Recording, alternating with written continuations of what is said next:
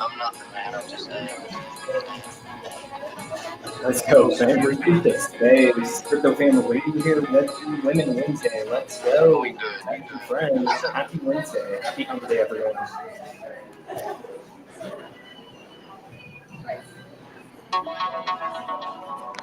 Let's go, fam. Retweet the space. Crypto family radio here. Web3 Women Wednesday. Let's go. Happy friends. Happy Wednesday. Happy hump day, everyone.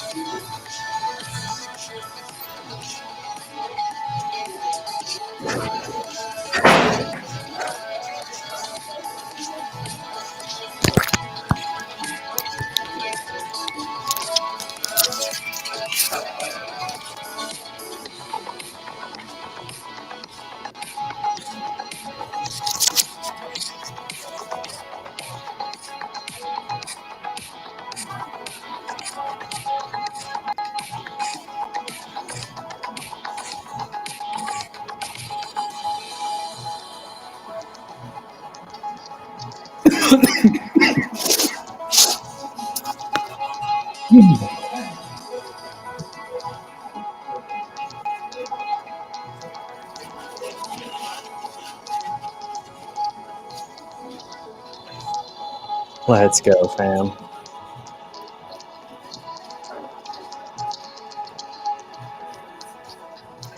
Let's go, fam. Retweet the space, fam. Okay, this does not work. 1 second.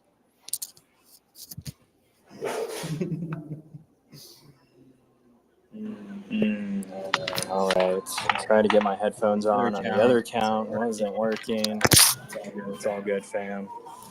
All good. Welcome to Crypto Fam Radio. I'm your host, Mountain Dew. Flick, be a follow if you haven't yet, fam. We're just getting started. Welcome to Web3 Women Wednesday, where we highlight women doing amazing work in the space and Web3. So definitely give it up.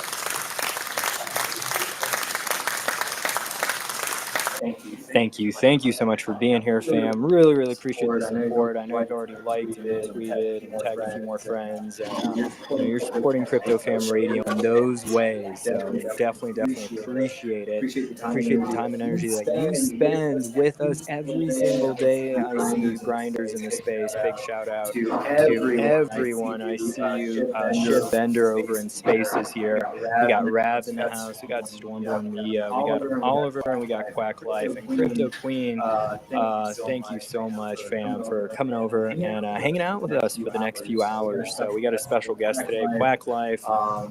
She had a few things to take care of at the start of the space, so she'll be joining us a little bit later, fam. But don't worry, she's gonna come up. So, but in the meantime, we're gonna go through a few updates here, real quick, a few housekeeping rules, and then we'll get rolling, fam. So we are live streaming as well on X and on TikTok, and then also on YouTube. So if you can't catch us on Spaces here, if you can't catch the live stream, which I pinned up on the Jumbotron, then I would highly recommend. Oh, darn it, my technology is going right here. All right, 1 second. My computer's on the fritz. Okay, never mind. We're good. It's charging. All right. You ever get that anxiety when you thought your computer was charging, but it wasn't charging the entire time, and yeah, it's just like it just kind of shut off the energy saver mode, so my computer screen went black for a second, but I was like, I got it plugged in. Why is it not charging? We're good. So it's a false alarm. I thought the charger wasn't working out because I don't have another charger. And I was like, oh man, if this went out, then I can't do live stream and I can't. Okay, anyway, doesn't matter. All right, what matters is everything's working, fam. Thank you so much for being here again. Web3 Women Wednesday in the house, yeah. Also, we're on TikTok. Did I mention that, fam? Yes, I think I did mention that. Real quick, I just want to make it apparent that we're trying to do more Crypto Fam Radio on multiple streams, right? Like we're trying to reach new audiences. We're trying to onboard on new platforms, right? So in order for us to do that, we want you guys to also jump on and get involved. And I know it takes time and energy, but at the same time, it's baby steps, right? Doing a little bit, a lot goes a lot further. As long as you keep that up, basically, So I don't know how many analogies I got to give on that statement. It's like consistency key, quality content. You get that community, that triple C threat. So I'm very excited to be here. I just wanted to welcome Crypto Queen real quick as speaker. How's it going, Crypto Queen? GM, happy Wednesday. How's your day going? GM, how is everybody? I'm doing great. Glad to be here with you guys today. It's a beautiful day here, and I'm just enjoying having a day off and being with you guys for a while. Awesome. Amazing. Thank you so much, Crypto Queen. It's a pleasure to have you here. I did shoot your co-host as well. I'm not sure if you received that. I could try to send it to you again. Let's see here. I did. Sometimes my phone hates the co-host and knocks me on mute. So let's try it again. Cancel and then invite you again. Because I was having issues in other spaces as well with the co-host. Not my own space, but other people's spaces who wanted to invite me as co-host, right? And I never got the invite. So I'm thinking to myself, what the heck is going on? Spaces is tripping again. But anyway, I'll try to do that again. Like it does really help if you get at least 1 to 2 co-hosts downloads. It helps the space, it helps the algorithm kind of find you easier, it helps everyone in the space grow a little bit more. So that's why I'm like so adamant about co-hosting. But big shout out to Quakk Life. She just joined us on the speaker panel. I don't know if she joined me on live stream. She said she was going to, but I don't know. Okay, she didn't. Okay, it's all right, Quakk Life. All good. Welcome to the stage, Quakk Life. How are you today, Jim? Jim, I heard you had a little bit of trouble with the coyotes this morning, fam. So love to hear that. Welcome to the stage. Okay, so I am back. Sorry, I'm trying to turn my volume on my phone down. I am backstage. I have been for almost 20 minutes. So I don't know exactly what's going on. But I am here. There's a reverb. I There's don't a know if reverb. I don't that's know if that's because I'm backstage or just for everybody or on just it. for everybody on it. Look at me together. We're getting it together, you guys. No. Oh, now I'm live. Wait, we are getting it together. Okay, one second. Oh yeah. I'm gonna turn I can turn my it mic off. off. Yeah, I need to fix the format of the live stream as well. Give me 2 seconds, fam. Technical difficulties, but that's the thing when you're doing multiple streams at once. I think that's a better stream. I'm gonna try to bring up. If you guys are seeing the live stream right now, just don't pay attention to it for the next 30 seconds. It's funny on this computer as well, fam. If you haven't live streamed and run spaces at the same time, your computer kind of lags if you're trying to run spaces on your computer at the same time you're doing a live stream, I guess. So, or X lags, I should say. So I'm noticing that. That's why I was trying to talk on my other account, but it wasn't working. It was too laggy, so I had to jump over to this phone, and I don't have a headset for this phone, so I should. It's one of my older phones, but anyway, fam, we'll get there. I appreciate everyone being here. If you guys haven't checked out the updates up on the Jumbotron yet, please do. We've got a new live space schedule for the week for all of our spaces, and so tap into that. Make sure you put your space reminders on. Our next space after this one, we're taking a break tomorrow, but we got that art space. So we got breaking into blockchain art with Zone Tech. If you didn't attend the one last week, you missed a good space, fam. So we're bringing it back, episode 2, for breaking into blockchain art. We're going to be talking about different networks, different blockchains for artists, and just their different marketplaces. We're going to be talking about IRL stuff, probably about Art Basel coming up in the next few months as well, how that has to do with crypto and blockchain, how we're able to connect and leverage a lot of these artists put their artwork into Web3 and be very successful artists because they've learned to leverage and promote themselves in such a way that brings these amazing art dealers onto the scene and art collectors. And yeah, so we're going to be talking more about that. Me and Zone Tech have more plans. We're going to bring different guest speakers from different chains that are artists that are very successful at what they do, and they want to teach others and educate them on how to be better, right? Like, we all want to be better in the space. So breaking into blockchain art, definitely tap into that space. It's 4 p.m. EST on Friday. And then on Saturday, we've got our Saturday space. It's just a chill and chill space. I do one a week. On Saturdays, we do a bunch of giveaways in that space with Nico and other cats projects. It doesn't have to be cats. It's just, I have an affinity for cats. I have a cat myself. It can be any kind of project. It could be any kind of project, honestly. It doesn't have to be animal related, but it seems like we keep attracting those animal related projects, which, I'm okay with. It's not that big of a deal. So anyway, fam, that's going on Crypto Fam Radio. Let's see here. We got our guest, Quakk Life. She's having some issues with technology. I'm having some issues with technology with the live stream. I'm probably gonna kill the live stream on the TikTok because I got too much going on. I can't do it all at once, right? And so I think we're just gonna do the live stream. Whoa, what happened to the live stream? Oh, there she is. Hey, what's up, man? All right, I'm gonna stop talking on the phone. 1 second. And I'm gonna try to do this right. Are you there, Quakk Life? Can you hear me? I can. There's a reverb. Reverb. I know what it is. 1 second. It's the Twitter. It needs to be muted. All right. All right. What about now? Is that better? I think it's better. I don't hear reverb. Do you hear reverb, Quack Life? It looks like Twitter is messing up here. Hey, there we go. It's loaded now. Quack Life, can you hear me? Testing 1, 2, 3. Twice. Still a reverb? I have only one thing open. Everything else. It sounds so bad. How about now? Your mic is muted.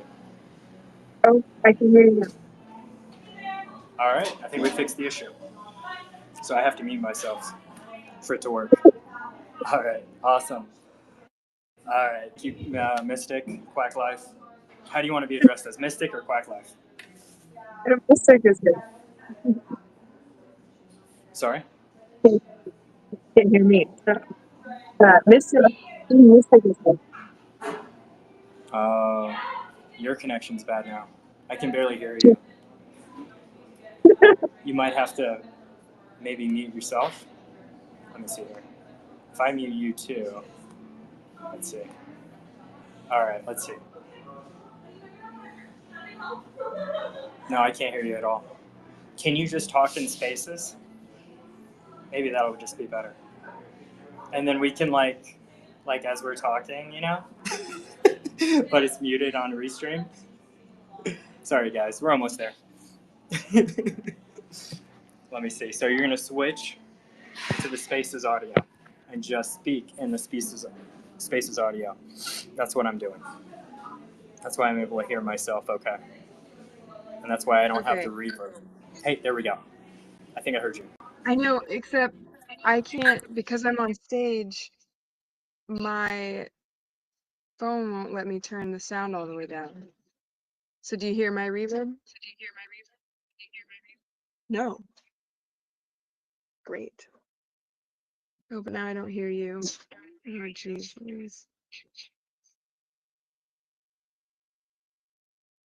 I think you're muted on Spaces.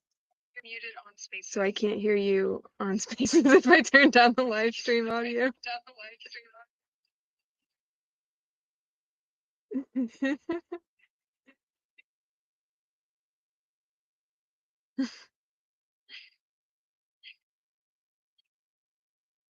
We're gonna get this, fam. Don't worry.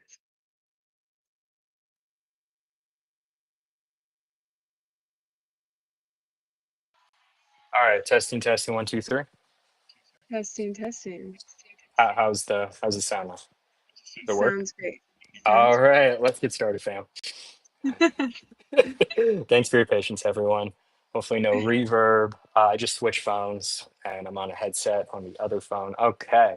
You should see what I see because it's amazing. I've got 3 different phones and a PC all looking at me all at once with Quack Life on my screen. So, really excited to be here, Quack Life. Thank you so much.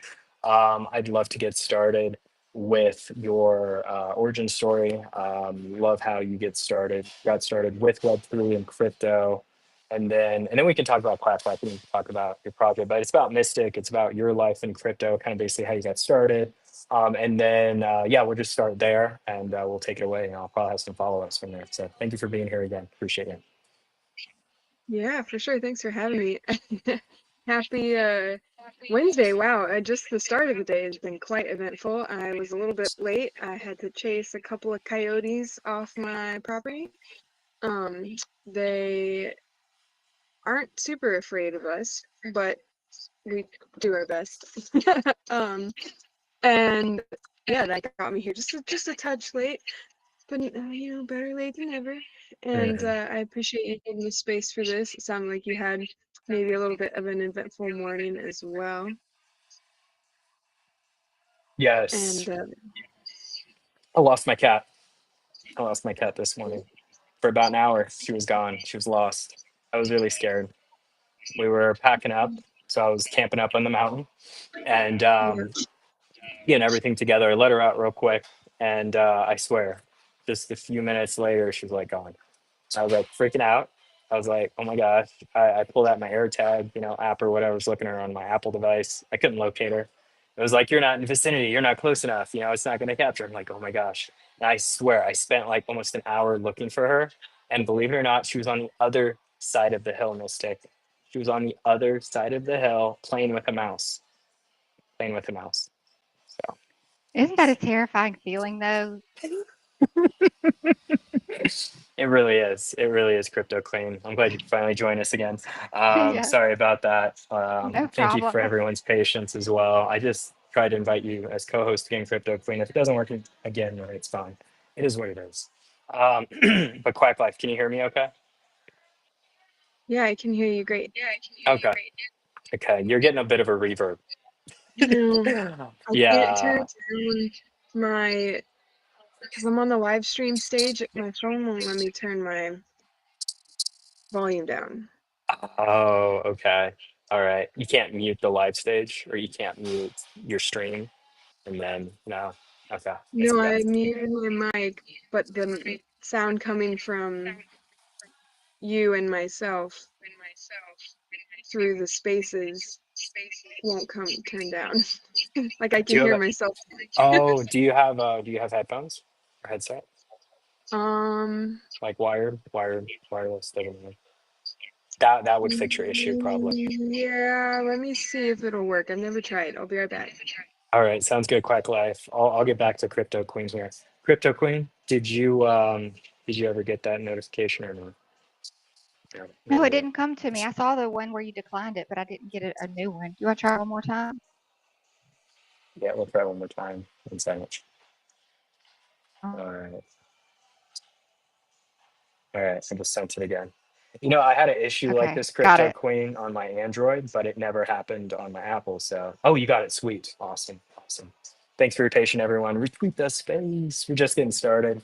We got Quack Life. We got a Determined live stream I've going on as got to well. get a What? new phone. I'm waiting for the 17, so I'm going up there today to get on the pre-sale list because this phone is just terrible. I can't do spaces with it. Oh my gosh, I'm so sorry. Yeah, new phone. Wow, that'll be a game changer, Crypto Queen. So really appreciate you coming into space supporting as well.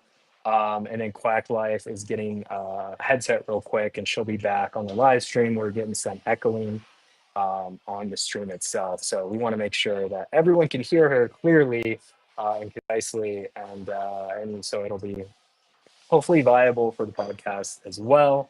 And to mention the podcast real quick, guys, if you haven't checked us out yet on Spotify, please do search Crypto Fan Radio.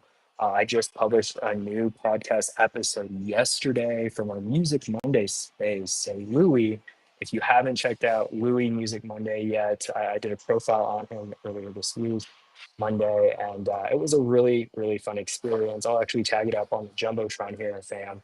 I actually really like this video I did as well of him. And I just took like a small sound bite from the audio, from the space audio itself, applied it to the video so you can kind of hear a little bit about Louis' vision for crypto and his music. And then, yeah, you can check out the full episode later, not right now, but you can listen to us right now. I think Mystic is ready with her gamer headphones on. Mystic, are you there? Can you hear me? Yeah, I can hear you way better. Crypto Queen, can you hear her? Yes, Awesome. much better. Great. Awesome. Yay. Look at that. See, headphones go a long way. It's okay Yeah. if you look like a gamer Mystic. That's kind of cool, actually. So, Yeah.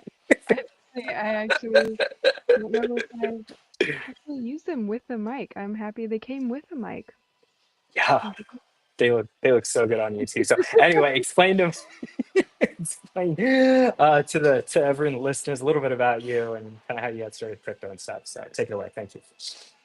Yeah, been quite the journey. Let's see, I got into crypto in 2021.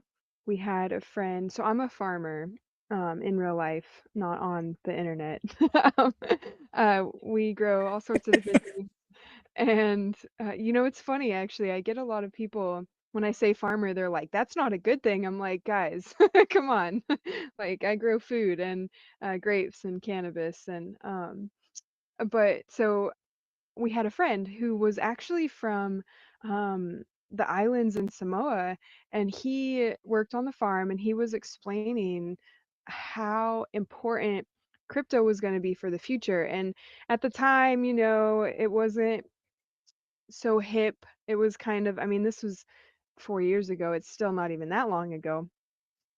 But still, in the area I live, it's really rural. Digital stuff is like not super openly accepted. Um, and so he was just telling us about how he was teaching all of his uh, the younger generations in his village in Samoa about how it was going to change their life. And we were like, man, I mean, this guy is so convicted, like talking about Ripple and Solana and, Bitcoin and all of these different tokens. And we were like, well, fuck it, let's let's do it. And so we invested some money into crypto at that time and took his guidance of like, I think we probably put like $100 into like 30 different tokens because we just, like, I don't know. So we got ADA and AVAX and all of these different um currencies. And then we just kind of let it sit there. We didn't really participate in crypto until late last fall. And we had started to see the meme space. We met somebody in real life who was involved in crypto, and he kind of told us about crypto Twitter and Telegram and all of these things. And we started to kind of pay attention. We still didn't really know anybody, and then we were just kind of observing, right? And then we watched in early of this year just that mass extraction happen, right? Like, I mean, presidents and celebrities and, cabals and all of these things. And we were just like, why? Like, why is this what people are doing to each other? And does it have to be that way? Like, why are you posting pictures of stacks of cash and Lamborghinis and you're making millions of dollars? Like, why aren't you doing something beneficial to the, I mean, even just, I understand not everybody wants to save the world, right? But like, just so, I mean, you could do something, and so we were just pretty shocked at how the space was being treated, and especially to watch Solana. Like, these people were taking so much money and changing their lives through Solana, but just extracting. Like, they weren't actually supporting that Solana ecosystem. And we just thought that maybe we could try to make a difference, right? And I know it sounds corny, but it is really why we got into it. And this vision of the hubs, right? These long-term, um, like a chain, basically, of these resorts that we'll tap into about what the project is about, has been a vision for, I don't know, a decade maybe. And just trying to, find the right time, meet the right people to actually implement it. And we were like, well, let's bring it to the blockchain. Let's bring this business to the people instead of to the banks. And let's see if we can make it happen. So that's kind of what brought me into crypto. Wow, what a story! Starting from farmer IRL to crypto extraordinaire today. So it's cool. It's cool. I really enjoyed hearing it. I'd love to hear more about the specific project you chose. Why ducks? Really, you could choose any animal. Do you have an affinity for ducks? Like, I'd love to hear, I guess, the creation or the inception of Quack Life, and when did you start the project, and like, when did you start crypto? Because I know you didn't immediately start the project, right? I'm sure you had to learn about crypto, learn about wallets and whatnot. That took a bit of time and kind of like surveying the scene, DYOR. I feel like you're really smart, Mystic. So, I feel like you didn't jump into a project right away, but like I said, take it away. Thank you. Yeah, like I said, we kind of got in late fall and just observed, like, I didn't even know how to use Telegram. Okay, y'all. So there was a bit of a learning curve there, and just watching what people were doing. And this guy is like, he's like, you just put a bunch of gifts in this chat. I'm like, okay. I just put some gifts in here, you know, and just really having to learn about what the culture was first, and then also my partner's more on the like wallet situation. I can figure things out, but I'm still not tech smart. I am biological. Like I studied pre-med and animal and wildlife ecology and like life science stuff. Not to say that there's not some tech involved with that, but anyways, so it kind of took us that fall and winter. We have that season off for as farmers. So we got to really like deep dive and just really be in it. So it took us 2 months, the two of us, on Adobe to make the NFTs. We were working like 8 to 10 hour days, like maybe 5 days a week, just really trying to get the art dialed in. And while we're conceptualizing ideas and taking notes and, you know, trying to figure out how to make it all work, but we really didn't know anyone. Like I said, we knew this one person. Turned out he's a really not a great human. Maybe one of the worst humans I've ever met, which is just crazy.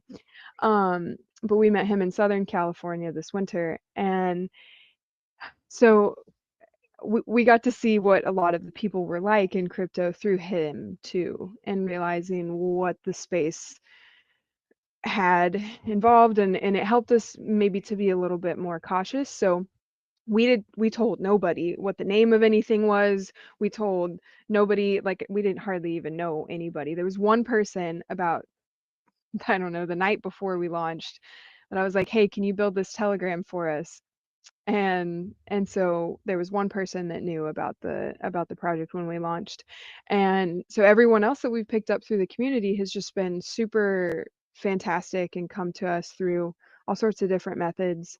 I feel like there was another question you had asked, and I tackled the when we started. Project launched in February, but at the end of February, like the 28th. But there was another question.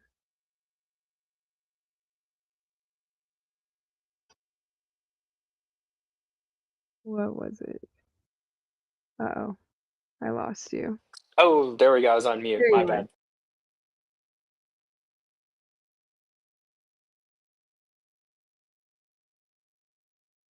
So tough. Okay, so we were stuck between ducks and cats. I have we're definitely softies for cats. We rescue. You'll probably here's one actually. He knew. He just happened to know. This is Jasper. Um, Yeah, so cute. yeah, they really don't care when I'm on spaces, but as soon as I get the camera out, they just want the attention. Um, Are your cats like mine too? Because my cat immediately will jump on my laptop as I'm doing a live stream. Like just jump right on top of it, get in the way every yep. single time. And I'm like, why? Why? No, no. Yeah, no, they like to rub on the screen, so then my camera shakes. Hmm. That's a I'm like Why, Earth. why do they do that? I think it's a warm thing. They're like, oh, Yeah, this is warm. I want to be next to it. And I they think just get in so the too. way. And it could Yeah. be even I always thought about because my phone sometimes will lay on my phone and I mean, I guess it's sometimes warm, but I wonder if there's like a frequency thing too that they're feeling and Mm. maybe attracted to that in some way as well. Um, I definitely think cats are super smart. Oh Um, yeah. Oh yeah. so we've rescued a lot of cats. I mean, I think Mm. we've like feral, like crazy feral kittens, like this Yeah. big, but Hmm. Tasmanian devils, like craziest little things, like Oh yeah. I've seen them. oh boy. And domesticated them or handled them and got them homes. I think 15 or so over Oh the well. course of our time. And we have 5 cats, and one dog, and we had also have had ducks. And so it was a tough thing to choose between the ducks and the cats. In the end, we felt like cats had been maybe played on a lot more. Mm. Um, Also, the idea of ducks, there was just too much around ducks that helped push us towards using that animal as our kind of mascot. Mm. That quackiness, right? So there's the aspect of traditional, conventional doctors would call alternative practitioners or Eastern medicine practitioners quacks. that was a common Right. thing to call them, Right. and so there was this idea of this kind of different Mm. mindset, different lifestyle that came with the term quack. And then there's like be your quacky self, right? So a lot of what we try to encourage through what we want to build in these hubs is to encourage people to let that inner child out, to just be yourself. You can be safe, no harm, no foul, pun intended. Um, and just really having that duck um, there's just so much, right? I tangent about some things, but like No, I you asked you go about ducks. Go away. I mean, go for it. Yeah. if you I asked if for you go it. you did Mm. you called it in. Mhm.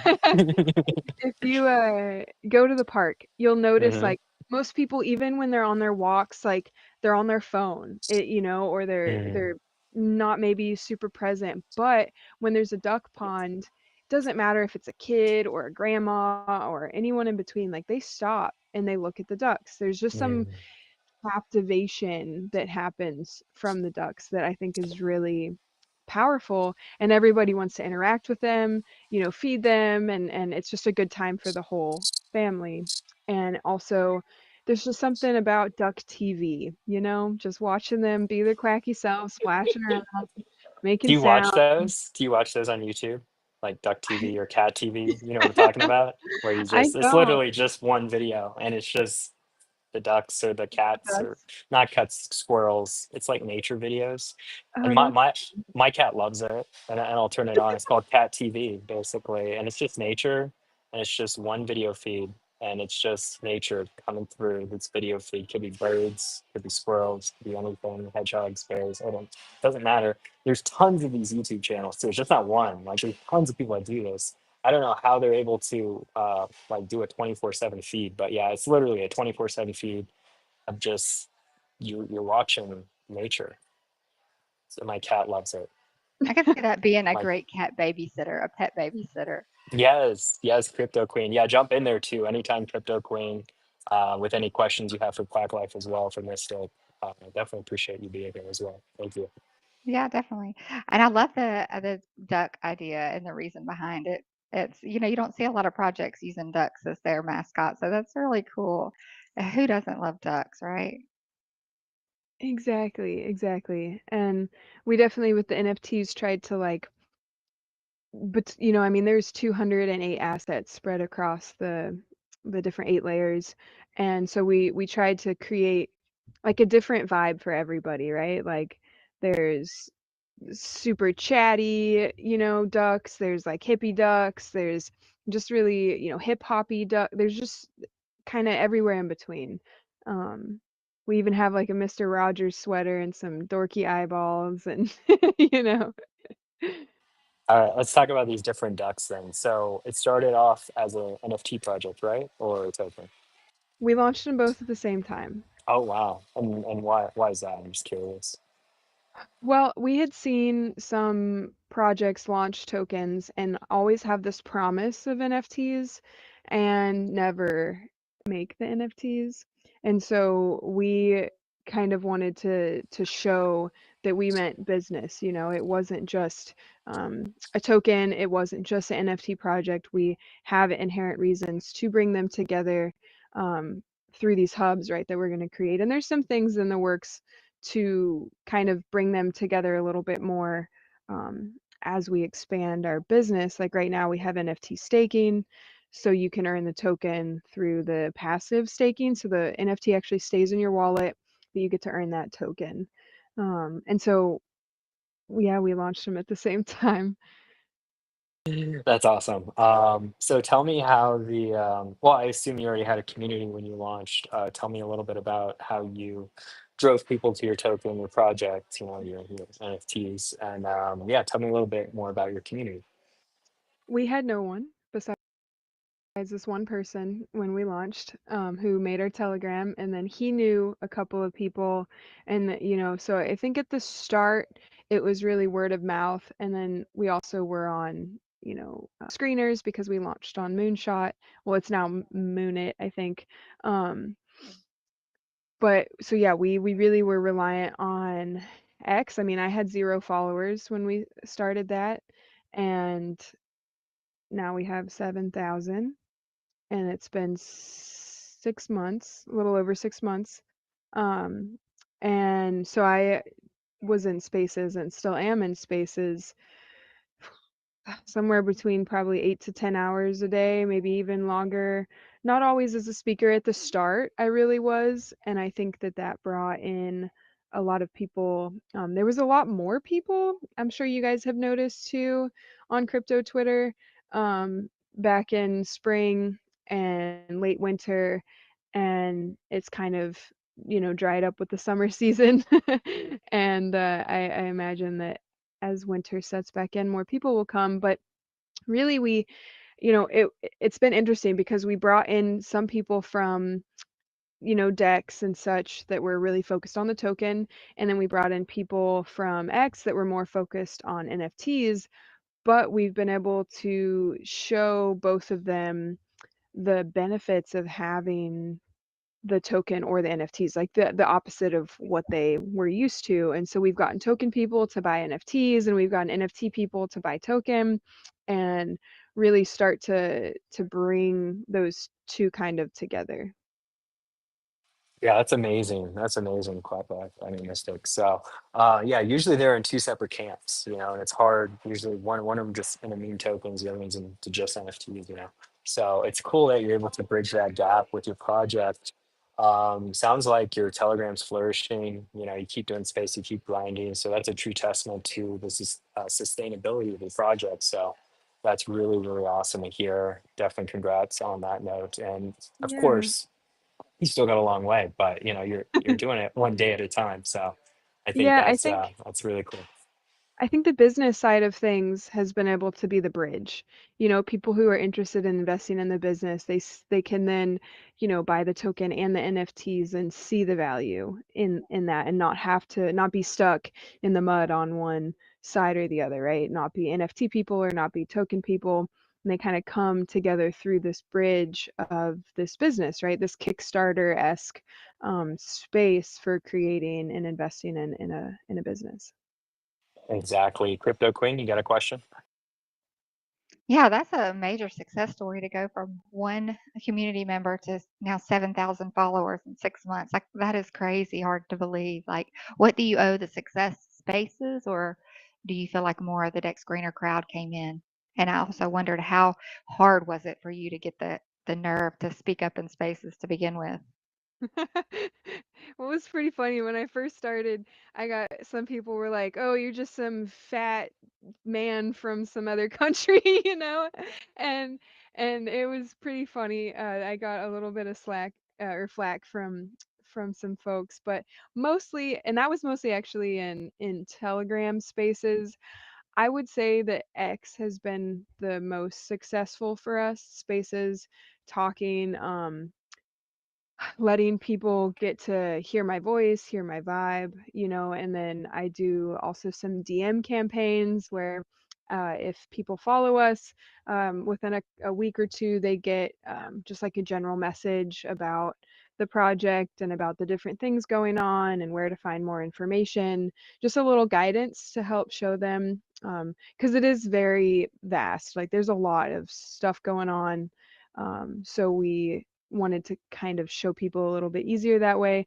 But I would say definitely spaces. And I swear, like the first month, and I mean, I've spoken in front of like really some interesting um, groups in real life, like public talking, right? Like, I did a internship where I spoke in front of some really prestigious scientists and developers, people that made glyphosate, like some serious folks. And I did fine. And then I go up on spaces and I'm like shaking and my palms are sweating, and I'm like, my face gets flush and no one can even see me. And I know even more what to talk about than I did when I was presenting at this, science foundation. And but there's something about, like, I think the how connected I am to the project and the passion I have behind it, and then there's that, like, wanting people to see it and value it, versus when I was just presenting my research, I wasn't as attached. I mean, obviously you're somewhat attached to your research, but in that particular instance, I was very unattached because I was not happy with the contract I had signed. I accidentally worked for Monsanto. I didn't realize that was who I had signed up for, but I was there for 12 weeks. And anyways, so there was definitely some stage fright. It took probably a month to get off of it, maybe 3 weeks. And also hosting spaces really helped. And then going into spaces with cool people instead of people that were just like, "Oh, what are you going to do to pump your bag?" and like hype. And I'm like, "Well, this is a business. Like, we have to wait on permits, and like, I mean, there's like longevity to it. So I'm not really just trying to pump someone's bag for 2x right now. Like, there's going to come a time where there's marketing, and we do those things. But yeah, it was it's an interesting experience, needless to say. Yeah, I can imagine that. Like you have everything riding on the project. You put so much into it. You want it to go well. And so, every time you get up to speak, you're a full representative of the project. And you're doing an awesome job, by the way. I think you're really well spoken, and you could definitely give the ladies out there some tips on how to make it in spaces. So yeah, keep speaking up. You're doing great.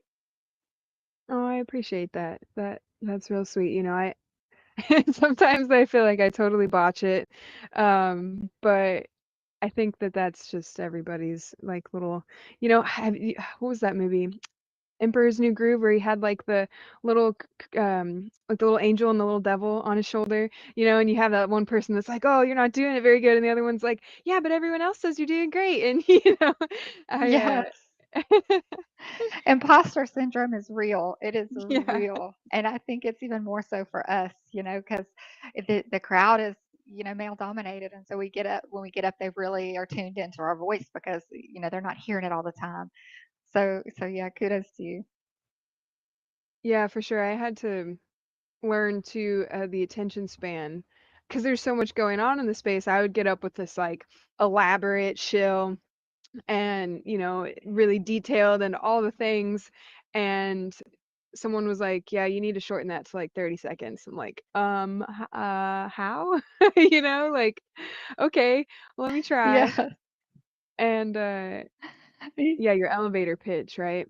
Key points. So I've definitely Yes. taken a lot of tips from people throughout the spaces too. Yeah, I was gonna mention that to you, Mystic. And like, what do you do in spaces? Like, initially, it sounded like you were really nervous, really anxious, but you warmed up. The more you're in spaces, the more stronger, more assertive you wanted to be. And so, from those experiences, when you finally did take that leap of faith, right? Like, what was going through your head, and like what was your initial experiences, especially when you were trying to focus on your pitch, especially with Quack Life and promoting and shilling it. What were some of the spaces that you initially went into that you felt safe or you secure and comfortable in, and then what did you do to get better shilling Quack Life? So first, I think that my tactic was to not look at how many people were in the room. And you're like, there's only 10 people on stage, and that's really who you're talking to. And that was like, my focus. And then I also started to realize or feel like it was just a space of talking to sitting around your couch talking to your friends. And so trying to switch it as a like presentation, so to speak, and more as just like a, hey, I'm here to hang out. And yeah, if you have a question about my project, I'll answer. But my intention isn't had scaled away from just like, I'm here to shill. So if I raise my hand, that means I want to shill. No, it's like, oh, I'm going to raise my hand to engage in the conversation, because what I've found is that people tend to really come into the project when they hear me, especially on a live stream or a recorded space where it's more about my life and why I've come into this space. A lot of the questions you've already asked, podcasts and such, because they they hear shills. ChatGPT can make really great projects, you know, but it's the people behind them. And so when people can see you and they can see your inflictions on your face and they can hear you talk, then they can start to really maybe believe you in your project and believe you in your vision and be more willing to invest. And I mean, I had a podcast pinned to my page for a couple of weeks, and I had at least 2 or 3 people say that they joined the project because of that podcast. And so and then as far as spaces that are comfortable, I got somehow the universe just treated me well, and Mama Bear was one of the first people I met, which most of y'all probably know Mama Bear, and my dog I think wants to go outside. But yeah, she really helped teach, show me a few people, like turn me on to Crypto Stoner. And so then I went into his spaces, and then he would, turn me on to a few people, and one after another, and then I would end up on some bigger spaces, and I think eventually just like not being afraid to go ask questions. Like I got up on, like a Gary Cardone, like a Bitcoin, like a big, senators were in there, and I'm like, damn, they let me up, you guys. And I just asked a question about, because they're talking about like, oh, you should put $10,000 a month into Bitcoin, and I'm like, well, what about the not 1% of the population that can do that? Like, what's your advice to them? And I had people reach out to me in DMs like, hey, I heard you on that space, like, really cool that you were able to go up and represent meme coins like that. And and so just like not being afraid, I think that's a really important, I mean, it's a life goal, right? To not live in fear, to not practice things out of fear. I gotta let my dog just open the door for her. I'll be right back. No, you're good, Quack Life. We're actually going to reset this space here. We just hit the top of the hour, fam. If you haven't retweeted the space yet, please do like. And then also, if you're not following Quack Life yet, please do. Go rate her post up here on the Jumbotron as well. We still have a lot to chat about. Probably have another 20 minutes, 25 minutes or so before we'll open it up to Q&A for the audience. So if you have a pressing question that you want to ask Black Life Mystic, you can request that mic and we'll bring you up and you can ask your question. If you're too nervous or too anxious to ask it, which, it happens, you can also put your question down in the comments and we can take a look at it and we can answer it from there as well. But I feel like, if you've been listening to Mystic's story, you're probably a lot more confident about speaking, right? Public speaking is, it's one of, what is it? One of the top five most afraid, fearful things people do in their Yeah, whole entire lives, right? So dude, it's some people are more afraid of public speaking than dying, like that's right. statistically, like which I don't, crazy. which I don't really understand. A lot of people don't know this, but I grew up Catholic, and I was an altar boy. I was also one of those readers, right? I think they call them readers, right? So I'd go up in front of the congregation and I read, right? So and I thought that was really nerve wracking. Getting up there, I was like probably 13, maybe 14 years old or something, little old Donnie, trying to read to this massive entire Catholic. So, it is definitely nervous. But I remember, when I was a little anxious about it before I went up for the first time doing, I think I did a few times. But I remember my dad used to tell me, it's like, Donnie, this is what you do.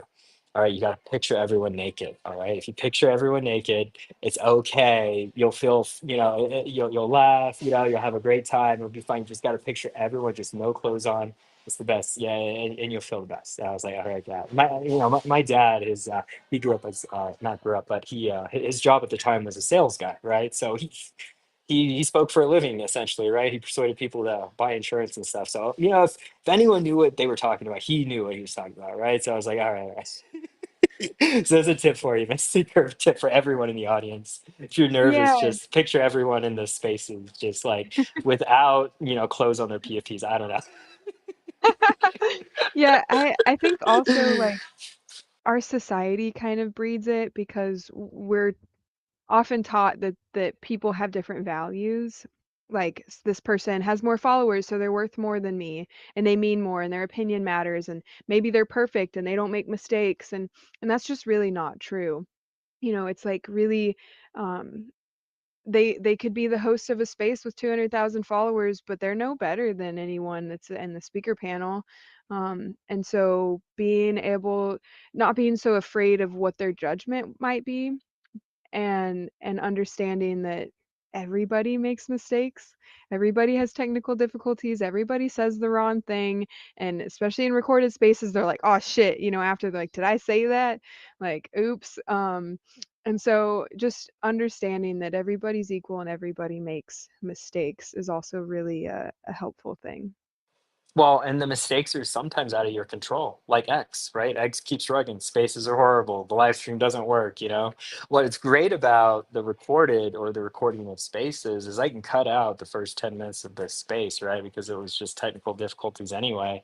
And then you don't even have to hear that when it goes in the podcast, right? So I'm like, man, these podcast listeners get it so good sometimes. You skip all the BS, you just get the good stuff. And so it's just really exciting that with technology, right? Like it's such a blessing, but it's also a curse at the same time because sometimes it's just not consistent. Oh, it's a white cat now, The white guys. cat. White cat. Can you What's see his it? name? It What's his has name? blue eyes, Oh but can wow, you tell that they're it's blue or do they look like beautiful. black holes? It looks very dark blue. I I see a know, bit of blue. I see a bit of blue, dude. yeah, but not He much. It's very kind of black blue. Yeah. he has this Mhm, interesting thing where they're bright blue because they're like Siamese related. mhm. Um, and they're bright blue, but sometimes in the right light, it just looks like black holes. So he's a little special, and he is definitely the most special. He was Yeah. the runt, and they said that he was Mm. abused, and he definitely probably Aw. was. Mm. And he Poor got guy. named Koa, Mm. which means a little warrior in Hawaiian, Ooh. Pretty. and because he was the rump, but he came in to the other cats that were from the other litter, and he just started messing them up, he was like a little battler. And Oh he my still is. He gosh. kind of runs the house even though he's just like little squirt. Yeah, yeah, sounds like it. And to mention, you were mentioning live streams earlier, Mystic. I'm just checking out our live stream. We almost have 100 people listening on the live stream. So we have way more people in live stream than we do in actual spaces. So big shout out to everyone on the live stream. Really appreciate you supporting us, Crypto Fam Radio, Quack Life. Make sure you're following Quack as well. And I think it's a true testament to what you were just saying earlier. People like seeing people. People like seeing, the body language. They like, faces.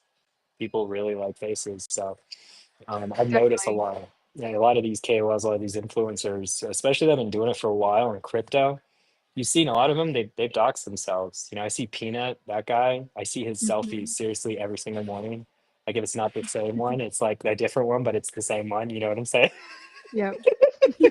And I'm like, dude, I need to start doing that more. I need to start showing my face, doing selfies. Because especially when you go to crypto events, which was kind of like my next question, is like, have you been to any crypto events with Quack Life? Have you, done any IRL marketing with Quack Life? I'm curious, like, what you've done IRL to try to promote the project more.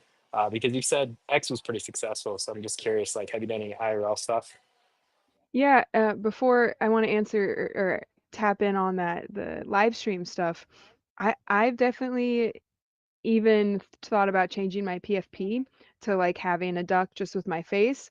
Although it's like the image of the token, and so that's kind of been, we just wanted to create that recognizable thing. But Mhm. I get when I post pictures of my face versus pictures of the NFTs or a space or something, I mean, 3, 4, 5 times the engagement. And so I think it makes a big difference. I've also actually started to post those pictures in space comments. And so then when I request up on stage, people maybe already have a frame of reference of who's coming, And as far as IRL goes, so I had actually been doing, and I'm just recently, I just stopped with the month of September starting because fall is beginning. But over the late spring and summer, I was going once a week to our local market and tabling. And so I was mostly talking about education and, Bitcoin and just general crypto talk, trying to get just a normie who doesn't know anything about digital currency straight into buying a token and NFT project was just a little bit harder of a pull. So we kind of focused it towards that kind of general broad crypto education. And it was great because I'd have little kids run up and be like, oh, the Bitcoin symbol, like I know about Bitcoin. I'm like, really? Like, go get your mom.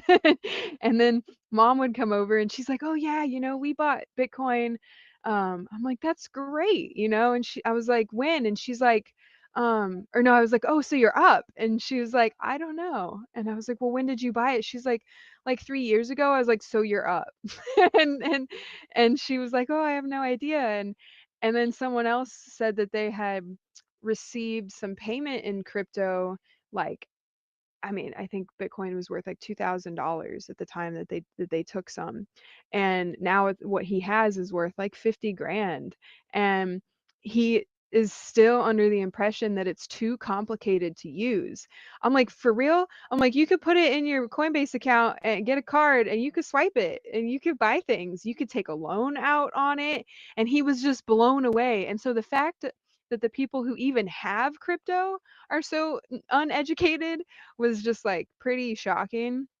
And then I live really rurally, like I'm 5.5 hours north of San Francisco, probably 8 hours away from Portland. So those would be like my major um, places to go to that would, I mean, Redding's like 4 hours away, but it's not really like a super large city like where an event like that would happen. We did send Crypto Stoner to the Bitcoin conference in Vegas. We did send some stickers and some marketing materials with 4 or 5 people to NFT NYC. Definitely still kind of trying to figure out the Art Basel situation. And then I am in talks with somebody who's actually putting on uh, a crypto event. He says that the topic is to onboard normies. And so he's looking for speakers and vendors and those types of people in the Sacramento area. I'm not exactly sure when yet. I just actually connected with him about it yesterday. And I actually have quite a bit of event planning and festival production experience. So I am looking forward to participating in that. That's amazing, fam. Yeah.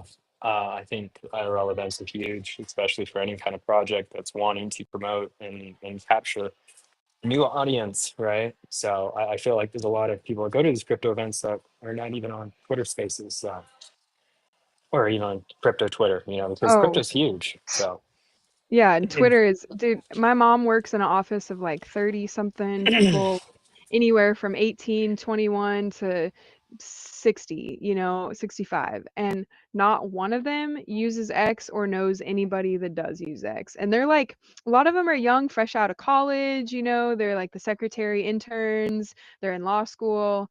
And yeah, no one.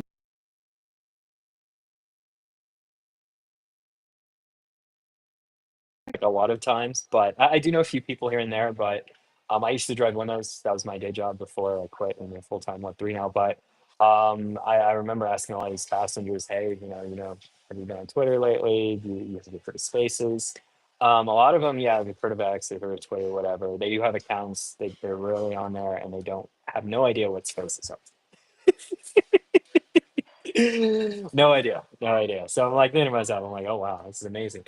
But I'm curious. Another crypto event which you did not mention earlier, the Futurist Blockchain Conference. I think it's November 5th and 6th of this year. Are you guys planning to do any type of marketing or promotion at that event as well? From what I've heard, it's going to be a pretty big event. So I think we're You in know, talks of trying to get a media pass right now. So. nice. Where is that one? Is that Miami? Yes, it's Miami as Yeah. well. So it's, I think, November 5th and 6th, if I'm not mistaken. If for those you don't know, yeah, it's going to be an amazing event. I'm really excited. They actually have a Web3 Women event like in the conference itself. So I think that would be really cool. Crypto Fam Radio is going to be there. So if you need someone to support, just hit me up. We can work something out. But yeah, I think it'd be really fun. I'm also going to be Totally. going to Art Basel as well, again for 2025. So I'll probably be in Miami for the whole month of November, December, most likely. So somewhere, with my little Oh, teardrop in tow. So oh, bummer. You'll be in Florida in the I fall. What know, a perfect time. I know. So you'll have to come visit sometime Yeah, on the other side of the country. You said you're in California, right. right? I know. Yeah, So I far. am. It's so far. Um, it's kind of crazy. It But is. and especially just living so rural. I mean, we have an airport. It is one room. I mean, there's a vending machine, and it's notoriously w- your flights are delayed. We have a lot of fog. Um, and they actually built that airport to test in World War I or II, I forget, to test how to fly in foggy conditions. So we don't often make it out of our airport, and the next closest is San Fran, which is, like I said, 5-ish hours away. So far, you're literally in the middle of nowhere. I am in the redwoods, and it's I bet it's beautiful. beautiful. I bet so. I It's was so gonna nice. say, I bet it's so freaking beautiful. It's probably over here in Yeah. Colorado. It's very similar, but yeah. It's it's special for sure. The Yeah. size of the trees, like, and the Mm, ancientness of them and how they grow and just I mean, 20 people can hold hands and wrap themselves around the trunk. Like you can't like arms stretched out, you know. They're huge. Like you can drive cars through them. Um and so I actually live there's one like right there outside my window. And then I'm about 5 minutes from the river and about 40 minutes from the ocean. So it's a really magical place. sounds very magical. Sounds very Snow White Disney for sure. Inspire's got his hand up over here. What's up, Inspire? Music? GM. How's it going? So I actually had a question for both you, Crypto Radio fam, and you as well, Mystic. So just kind of doing my part of going to some of the bigger spaces of KOLs, looking at how they see things as well as how we see things a little bit more at the bottom here, because they're different points of views and different experiences. So I kind of try to like to bring everything together into the pot and then make an informed decision that way. That being said, you and Crypto Radio fam, at least among a lot of the groups we work with, were some of the first to actually go out there and focus more on doing things for Web 2.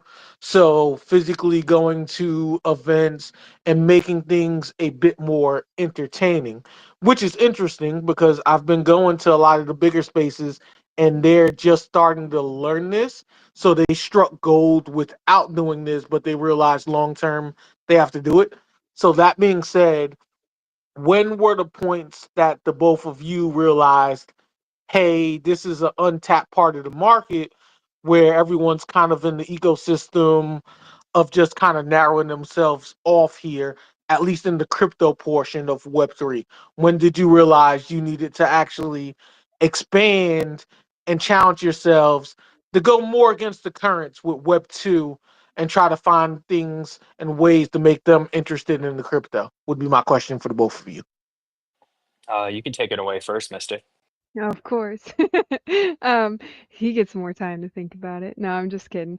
I think that really it started initially with us. Like we always knew that we were going to be kind of acting like bridge, right? Bridge is a really powerful word in our ecosystem, and we always knew that we were going to be against the grain. We are not the hey, win Lambo, not that if you invest you won't eventually have a Lambo, but it's just not that like mentality. And so we always saw ourselves as this bridge or a window into a different way of being, different way of relating with each other, a different way of creating and profiting with each other.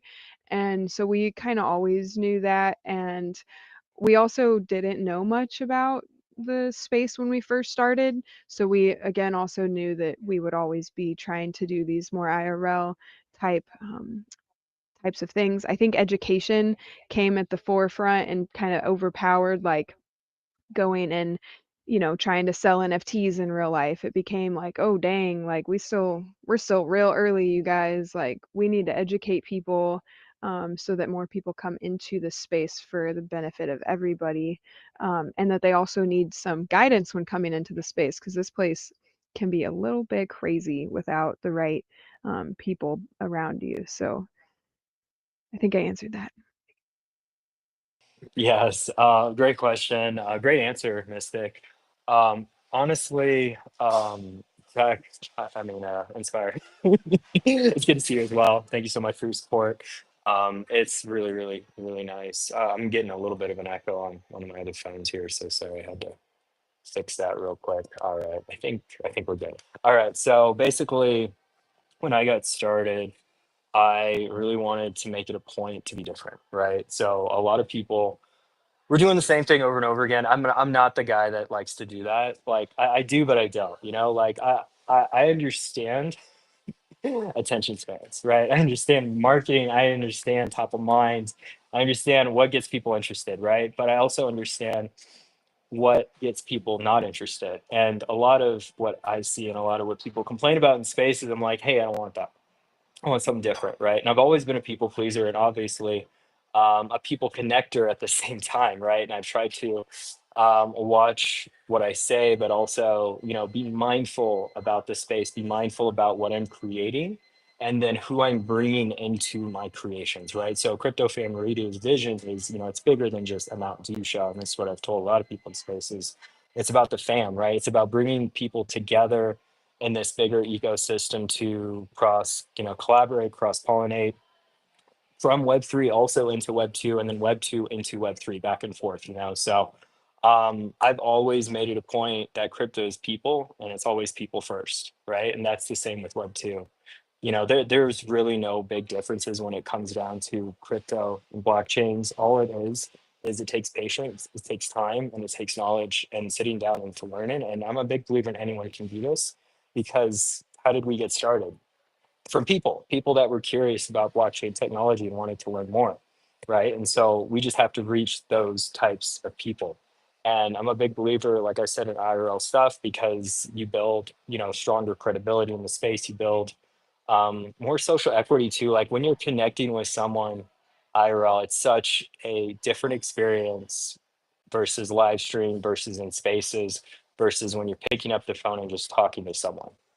Right. And so I really wanted to bridge that gap. And in another life, when I was a cat, I actually was working with a big publishing company where I did something very, very similar, right? Like I actually helped run the events, I actually helped document the events and whatnot. And so, and I did content marketing for them, so a lot of what I'm doing today, I actually used to do at a real job that actually didn't pay me that much to begin with, because we all know journalism degrees really don't they don't get paid for, which kind of sucks because there's so many great journalists out there that do amazing work.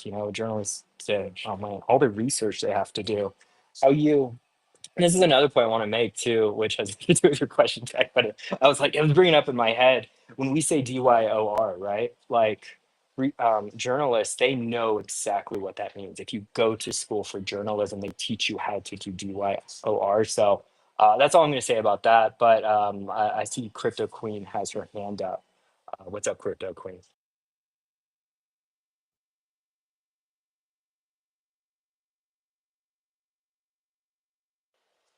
Can't hear you. Can anyone hear her? Am I Mm, rugging? I can't either. Crypto Yeah, I Queen. can't hear her either.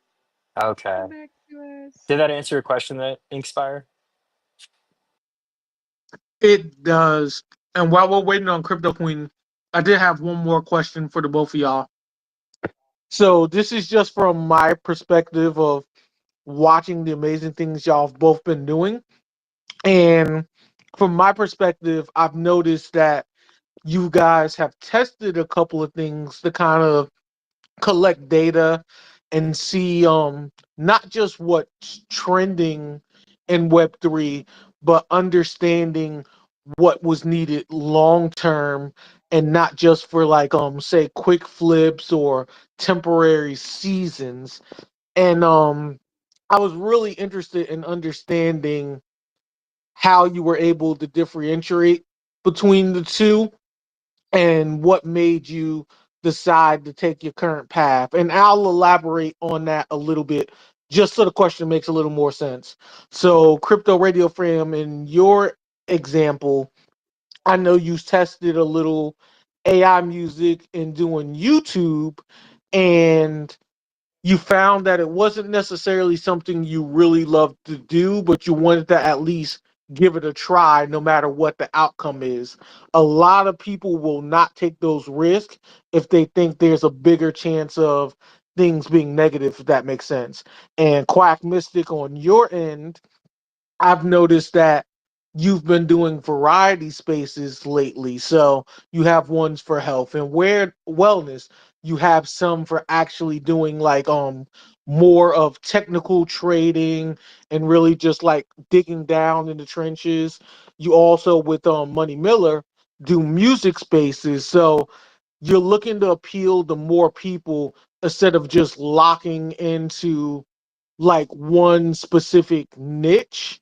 And it's really interesting because I've been listening to more Gary Vee the past 2 weeks, and he says that in an attention economy, which we're in now, more people care about being entertained. And one of the things that we all fail to do is we kind of get into a niche and we get scared to try multiple things to see what happens and expand to our audience. And that's something you do really well that at least in our group of GPC, a lot of us don't expand enough in variety, I think personally. So I would like to hear what were the 2 points of contact that made you decide you would go that route for both you, Crypto Radio Fam, and you, Mystic. Well, you can go first this time. All right, I was gonna say I don't mind going first, Mister, but then I was like, oh, that doesn't sound right. I'll wait for Well, her. I gotta let my dog back in. I'll be right back. No, you're good. You're good. Can you repeat your question one more time, Inspire? Okay, so the main question is when did you realize that you needed to try a bunch of different things to actually have the shot at succeeding no matter what the outcome was? Like being willing to take bigger risks, whether you pass or fail. Does that make sense? Yeah, that makes sense. I think that's part of the learning process as a founder, as an entrepreneur, as a someone who's blazing their own trail. You have to try new things, right? Because if you don't try new things, how do you expect to grow, right? And if you're not growing, you're stagnant, right? If you're stagnant, people don't like that, right? So, you mentioned, the variety of spaces that Mystic runs, and Quack Life runs. That's automatically true for with her community. And over here at Crypto Fam Radio, we're actually like we're doing similar things, or I would say variety of spaces. Like we do a music space, right? We do an art space, we do a women's space, right? So and then we do promo or AMAs or sponsored spaces through sponsors over here with Crypto Fam Radio, or very generous sponsors. So we do a variety of spaces as well. It's not the same thing every single time, and I think that's good. It's good to have variety. What Gary Vee, was saying in his videos, or what he always says about entertainment. Yes, you have to be a personality. I've been told many times I'm a personality, so I'm like, I just have to keep at it, right? So I'm a big believer if you want to make it as a content creator, as a streamer, even as a founder, you have to have a personality. You have to know how to talk to an audience. You have to learn how to speak and ask the right questions too, right? A lot of people, they don't ask the right questions. That's why they don't get the right answers, right? That's why they don't do the things that they want to be doing in life, because maybe it's just too hard, or they've tried so many times and they've quit, right? And they've stopped trying because of it. But I'm telling you, you need to keep trying, right? And a lot of people, and you'll see the people that are here for the long haul, that want to be sustainable, and then you see those people that just want the short gains, in and out. They don't want to be friends with you. They want their money and leave, right? Like you see a lot of those people as well. So you have to hang around, right? You have to, DIR your own take when you're looking at different people's content, right? And different people's projects. because it's not really the project I'm paying attention to as much as the people behind the project, right? So it's those people you got to take note of. It's those people you got to watch, right? Those people, if you're really interested in a project, how are they moving in spaces? How are they moving on Twitter? Not only on Twitter, how are they moving on other social media platforms, right? Like we have so much information from them. We have so much data within social media, and you got to leverage that. Like I heard Twitter actually opened up their code or something to open source now. So if you're a dev, you can actually see what's going on X. I think Elon just did that recently. I don't know if you heard that in the news, fam. So, which I think is really, really exciting if you're a developer, right? Like you get to see what's going on in the algorithm on Twitter. So that's huge, I think. But anyway, that's my answer. Hopefully that answers your question, Expire. But I'll throw it back to you, Quash Life. I think you're back real quick. Thank you. Yeah. Let's see. So I think that it had started for us. Spaces was just like, I'm going to go to Spaces and we had our mint parties, kind of focusing on NFTs.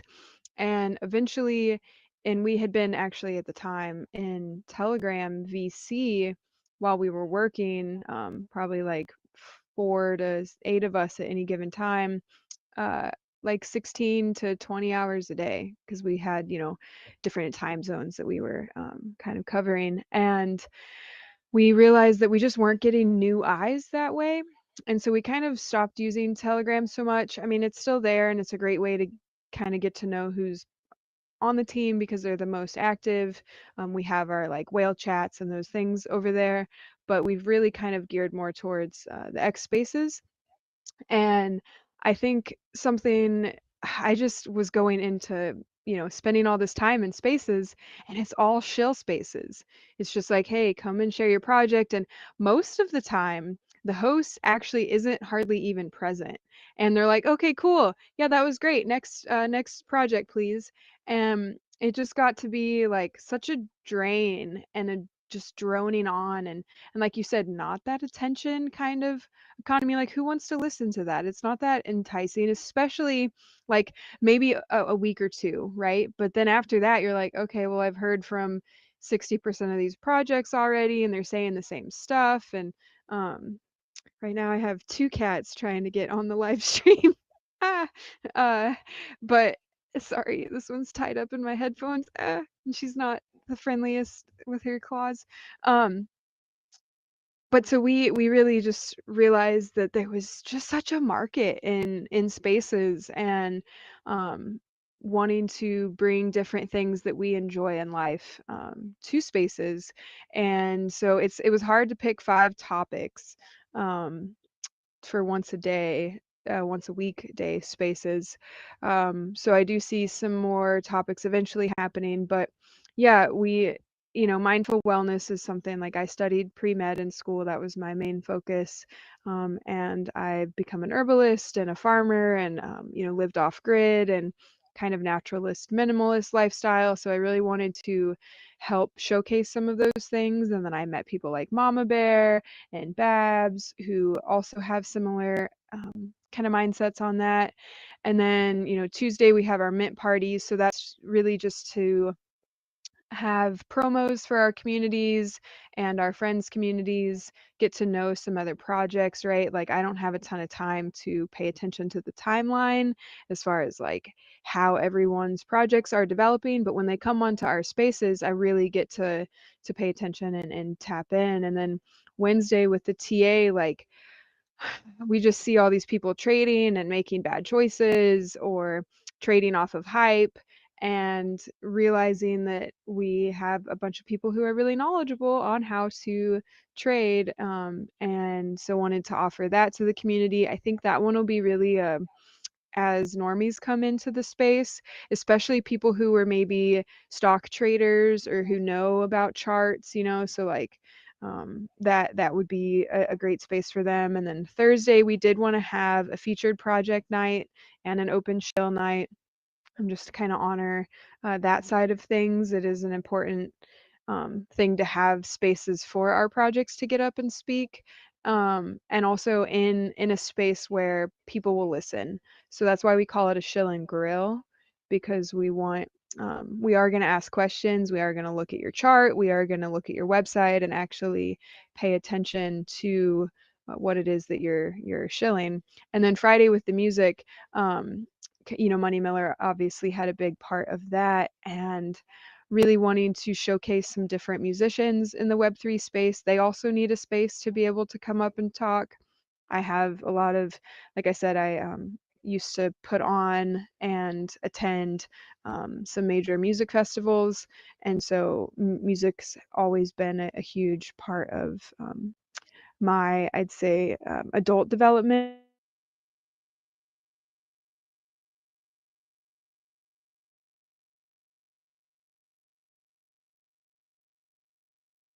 Oh no, did she rug fam? Can anyone I hear can't her? I can't hear her. Mystic, we can't hear you. Your audio cut out. I think maybe your cats got into it, got into your wires or something. We Oh, can't there hear you you. are. Oh, there I we can go. hear We're you back. now. We're back. Yeah, we missed Yeah. like the last 10 seconds of what you were saying. Oh, I was just saying sorry for the long-winded answer, but you got to be careful asking me questions. I'm a talker, you guys. No, it's good. Makes our jobs easier, right? As hosts. Inspire, thank you so much for those questions. Crypto Queen, you had your hand up, and we got a new speaker up here as well. Appreciate your patience. We'll get to Crypto Queen first, and then we'll go to Gen Ops. What's up, Crypto Queen?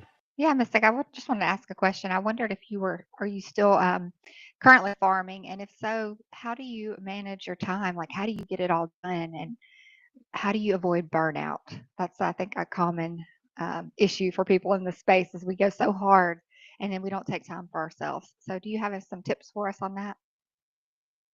Well, I think for me, the farming lifestyle, it's really like, oh, yeah, we'll see. Talk to me in winter. Because usually it's like a lot of go, go, go, and then the winter is your time to recharge. So I've been fine, go, go, going, and we'll see how it all plays out. But I have not been farming. This is the first year actually in 10 years that I'm not on the farm. My partner is holding it down and they got some help, so that's great because I am full time, about up to 16 hours or so a day on the project, 6 days a week. So definitely would not have time to farm. I mean, with farming, when we had started the project in February and we knew we were coming back into the season, it became very quickly apparent that um, it wasn't going to work if I went back to the farm because there is no time. You're just sun up to sundown, and then you have life.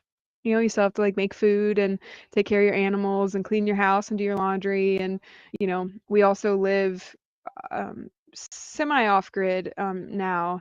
We have power from PG&E, but we have off grid water, and so that always adds like another aspect of, oh, the bear chewed through the line today. Got to go fix that. And there's you take a lot of those duties on yourself instead of like, oh, let me call the plumber, or let me call someone. You learn um, to do a lot of different things. Uh, Have you ever faced a episode of burnout? Have you ever felt that way, or are you still managing pretty well? Yeah, I think there was a moment, what was it, maybe a month or two ago, where I was just starting to, I would just see like shit, fuck, tit coin run, and you're just like, oh my gosh, you guys, like, here's a project that is trying to really build for its people and give money back to its people and this long-term vision, and you guys are just like cheating for a 2x on some weird coin, and I definitely was feeling a little bit like, what's my time worth, like why am I doing this, and there was for sure those types of feelings. And I think the passion behind the project and the fact that this is the only project that I will like run, so to speak. Like, sure, I've got like Solana Deads I like, and the Inspire crew that I like, and I'll talk about them in spaces. But as far as like a project, like this is going to TradFi if it doesn't work here. And so I just had to just be patient and keep just remembering of the space I'm in and how few people are actually here. Like I've looked at these charts of especially in Solana volume, and you know it came up, and we're way back down at the bottom of how many people are trading meme coins, how many unique holders there are, how many, new wallets are coming in, and we're really at a lull. And so just remembering and like taking those deep breaths of like, I am doing the things. Like I had somebody reach out to me last month that had been watching me since the day of launch. And he finally was like, you know what? I think I'll invest, and like invested a significant amount into our NFTs. And, you know, just having to remember that every step you take and every brick that you lay is building something. And so to just not give up and to just keep being persistent, and I think the passion really can fuel that. Like if you don't have that, like if this isn't your life purpose, or like your goal that you really want to achieve in your time here on the planet, then I think it's a lot easier to get completely burnt out because you don't have that fire kind of fueling you, even when, I mean, I've shed tears, I've been mad, I've, oh, fuck this or that or whatever. I think as humans, we all kind of go through those emotions, but I think that resiliency and that passion. Also, farming has taught me a lot of like, I don't plant a seed today to eat tomorrow. So if that's true, then like I have to be patient, right? I have to be graceful. I have to know that, oh, I might deal with bugs and maybe bad weather and there's this adversity that happens, but it's taught me a lot of just resiliency, really. Awesome, awesome, great answer. Thank you so much. Crypto Queen, did you have anything else to add? Sorry, don't want to cut you off. No, I was just going to say great answer. That's some really great tips there on consistency and passion. Beautiful. Thank you so much, Crypto Queen. We got a new speaker in the house, Jen Ops. You got a question for Mystic? No, I actually just wanted to expand off of what Inkspire was talking about when it comes to the Web 2, Web 3, two different components of the same thing. Um, just to peel back the curtain on what we're doing as a hip hop fellowship. We're becoming from just two MCs and a turntablist to now a full hip hop band. Um, and with that, it starts to strike up a lot of conversation when we have weekly meetings, the way we have been for the last couple of months. And two of the biggest things that we've been trying to cover ground on things that we weren't always sure how we were going to approach these things. For instance, for on one side, we would have like a Bandcamp page. Bandcamp allows you to have your body of work for for an absolute set value. uh, Charge whatever you want for your EP, your single, or your LP, or whatever. But then they also give you, the leverage to give away your music for free, your singles, your EP, your LPs. You can give that away for free. You can put a price tag on it, or you can allow the audience to name their price as a third model, or the perceived value or the intrinsic value of your thing. They tell you what your song is worth with a $0 minimum. They could easily enter in zero and get it for free as with a free download, or they could give you a penny for it. They could give you $50 for it, whatever they feel it's worth to them, in terms of how they want to support. The problem with having our stuff available on platforms where we'd be giving our music away for free over here on Bandcamp, but then if we do traditional aggregate-based distribution through like CD Baby or TuneCore, apologize for the noise.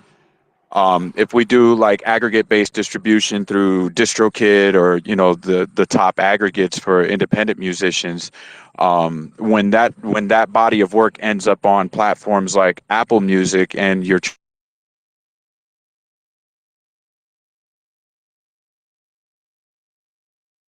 Bandcamp for free, that started to introduce conversation in terms of like, are we creating friction? This is what our new DJ was asking us, like, how does that make sense for you to have your music over here for free and over here for 99 cents? Like, it feels like that's kind of like a point of contention or friction for your consumer base. And my reply to that was, as one that does a lot of e-commerce work for across eBay and Macari and platforms like that. I understand that there's an ecosystem of people that will only buy things from Amazon.com and they go nowhere else to shop for anything. They don't comparison shop, none of that stuff. That's actually something very common with consumers on an e-commerce tip. Um, Some people only will buy from eBay. Some people will only buy music from Apple Music. Some people will only buy music from Bandcamp. And so instead of racking our brain and trying to figure out like what model applies best, and do we make things exclusive to pay only or free only, like how does that work? My retort to DJ Spartacus was, we leave it up to the people that are buying things on Bandcamp, and they know that they could get our stuff for free here, and they're not venturing out of there, and that's good for them. If there's somebody that's buying our music for 99 cents for a single download on Apple Music, and they venture nowhere else, and they didn't know they could get that single for free on Bandcamp, that's not really on us. That's not for, it's not on us to teach them smart consumerism. That's on them to be smart consumers and to comparison shop. So it's not really a point of friction. It's more like be available in every place that you can be at. We could be pushing that single for 99 cents on Bandcamp, but for certain bodies of work, some is going to be for free. For other bodies of work on the same platform, we'll charge for it. I didn't see it so much as a point of friction, and he understood it better when I said it to him. The other thing that we've been kind of outliers on is Web3. I've been a part of the Web3 community in terms of being here on X for 4 years now, since 2021. And in terms of being active in Web3 and blockchain art before they became NFTs and collectibles and vouchers and redeemables or whatnot, I've been into the crypto space since 2015 in terms of buying and holding. And the equity that I got in return for that helped me to buy my house that me and my girlfriend live in now. The thing that we were a bit outlierish about was our place in Web3 in terms of Web3 artistry. We've always been Web2 based artists with the traditional Web2 platforms, and then IRL has been like our biggest component because it's where we make the most money. As live musicians, we make the most money there. We make money at the door. We make a portion off of our patrons that come out to these nightlife establishments or dive bars or what have you. We make a portion of the bar because we could leverage our self-marketing and our patrons that come out to support, and we could get a percentage of that bar once they cross a certain threshold of sales throughout the night. They allow us to audit their books, and we settle on a certain percentage of the bar. We also allow people to rock on our sounds and stage lighting. Then there's the merch table. So we have multiple revenue streams per venue that we rock shows at. But we've not gotten into the Web3 space, mostly because we ain't really figured out what's the thing that makes us more the first of us and not the next of them. I feel like the Web3 artistry market is very saturated, and there's not a whole lot that feels exclusive to me. That's just my opinion. But I talked to a friend of mine named Brian Bailly, who's a Web3 developer. And he's heavy into the Web3 space. And he also runs a record label for DJs, house DJs here in the Chicagoland area. And I had him come in to talk to my fellowship in person. And it was important to document the process of him giving his spiel and his take on why Web3 is important with the Web2 component, like what Inkspire was talking about. His he basically told us to take his model from his record label and what they're doing. Basically what he's doing is they do releases in terms of like Web3 first.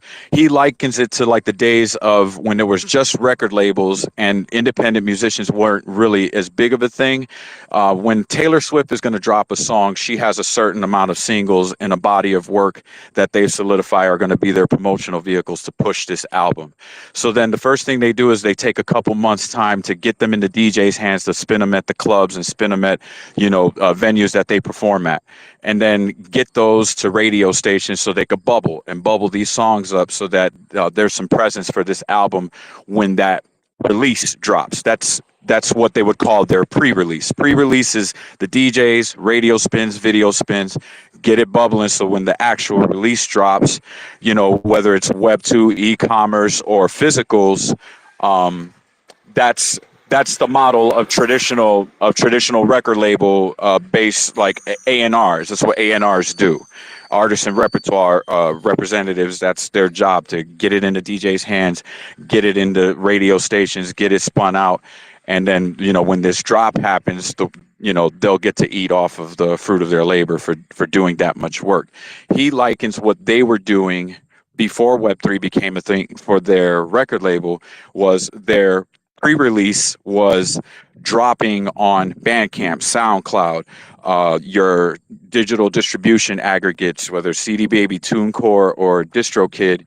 That would be your pre-release as an independent musician, and then your actual release is your physical drops, your cassette tapes, your CDs, your vinyls, your custom thumbnail drives with audio files on them. Um, Awesome. they I came. love that, Gen Ops. I absolutely love that, bro. This is a Web3 women's space, though, right, fam? So I really, really appreciate your intellect when it comes to the music industry. I'd love for you to take that over to DMs with the Inspire if you want to expound on that. But I'm running a Web3 women's space right now, Gen Ops. But I really appreciate it. You coming out and sharing Well, I with mean, I us. mean, the So the game this that is I'm our giving is Q&A more. time. Oh, So no doubt. I've got a certain time where I got to run the space. You know, I kind of do this full time, so I don't like when people hijack my space. But I do appreciate you coming up and sharing with us. This is a Web3 women profile space. We're profiling Quack Life right now in Mystic. So we got Jen up as speaker as well. Jen, how's it going, fam? GM. How's it going, Jen? Appreciate you being here. Did you have a question for Mystic at all? Hello, Crypto Social Club, Crypto Fam Radio. It's always been a pleasure to be in your spaces all the time. You know that how much I enjoy your spaces because of the meaningful conversations all the time. Because like you give everyone a free-handed talk all the time. Like I am here and I am listening to these amazing ladies, especially on Wednesday. You know that these are the like inspiring ladies around. They are like talking about their projects, their lives, how they manage the stuff, how they're running their lives, and Web3 as well. And you know that you give them the platform to come and speak and show their abilities in front of everyone. And always I just whenever I see that your space is live, and I just this is my time when I come back from a walk after my dinner, and I was like so curious about the Wednesday all the time, because I know that I have to go in the Crypto Fam Radio spaces, because you know that always we love to talk about what we are doing here, what we are doing in Web3. We are building together, we are support each other, we're listening to these amazing guest speakers all the time, and we gain the knowledge. And a big shout out to you for every time you do this amazing space, you know. Much love. Thanks, Jen. I really appreciate it. Did you have a question for Mystic at all? No, I don't have any questions, because last a few weeks we invite her in NFT Bridges space, and we listen to her very wisely, and I know everything about her. So much love to her as well. Everything? I Wow. was like, Yeah. dang. not, not everything, like Everything? some Jen, things. come on. I know you got questions for Mystic, Jen. All right, she's just being shy, Mystic. Does she really know everything about you, Mystic? I'm not sure. I don't know. It's and that's a hard one. Like, I've done a lot of different things in my life, so I know I don't look it, but I am in my 30s. No, you don't look it at all. That's I crazy. know. Well, Jen, if you don't have a question, I want to go back to Mystic here. Kind of just wrap up. I had a few more questions before I rug this space, fam. And yeah, we're going to be rugging in about 10 minutes. We're just going to respect everyone's time here. And yeah, I was really curious, Mystic. What is your morning routine like, since you don't really do farm life much anymore? You're kind of all into Web3, which is super cool, I think. But I'd love to hear more about your morning routine, what you do every single day to get up every day and with the same amount of discipline and tackle all these amazing Web3 people that you encounter every day in spaces. Yeah, let's see. So I wake up and I try to remember to remind myself of my gratitude for the day, gratitude for waking up, for being healthy, the simple things. And then I go and I make a kind of electrolyte lemon water. And I do this for my partner and I. and then I make a smoothie and a like protein, whole food protein. It's just basically chocolate, chia, raisins, and some superfoods, and it's like our mid-morning protein after we have our smoothie. And so then I make those things and get him on his way to the farm. And then I take care of feeding the dog and the kitties. And then if I have any dishes or anything to do, I tackle those kinds of chores. And if I'm really on it and I don't get pulled into a live stream or a space or something, then I do structural alignment practice. So I am a corrective exercise practitioner as well. And so I help people through exercises realign their body to not live in pain, especially for a lot of us that spend a lot of time at the computer.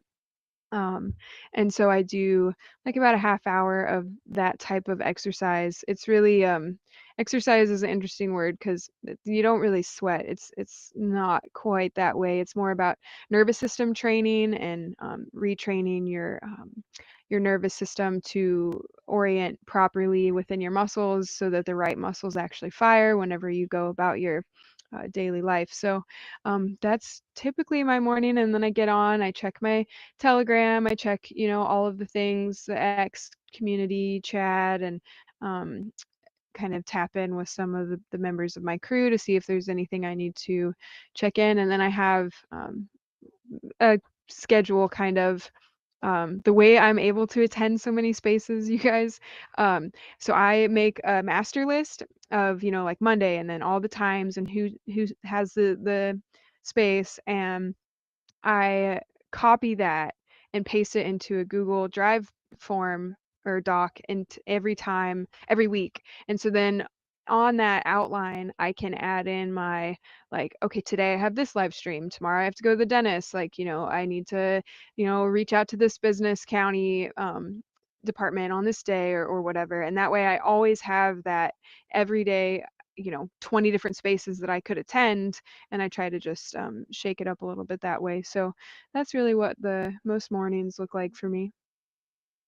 Awesome, awesome. I love hearing that, fam. It's so good that you work on yourself first before you work with others. You put your mask on first before that others are the airplane would tell you. So it's so good that you're able to, eat right, hydrate, stretch, everything, pet your cats, everything before you start helping others online and in spaces and Web3. So that's definitely a cool thing. I do want to ask, was there anything that we didn't cover that you wanted to cover? Anything that you wanted to talk about more that we didn't really touch on? That you want, or any kind of promotional stuff you got going on with Quack Life. Now is the time. You can also put it up in the jumbotron if you haven't yet. And then big shout out to all the listeners down here. I see you guys. I really appreciate you coming up and supporting. Zoni Smith, we got Mr. Beck in the house. We got Steve Strange. We got Slim, Oliver, OG Peanut, Jen, Inkspire, Sheeb, Bender, Interlink, and then also we got King Bubba in the house. King Bubba, make sure everyone's following each other in the space as well. That's the only way you're going to grow. So big shout out to also Crypto Queen for helping me co-host slash speak as well and asking great thoughtful questions as well. I love that. But anyway, take it away, Quack.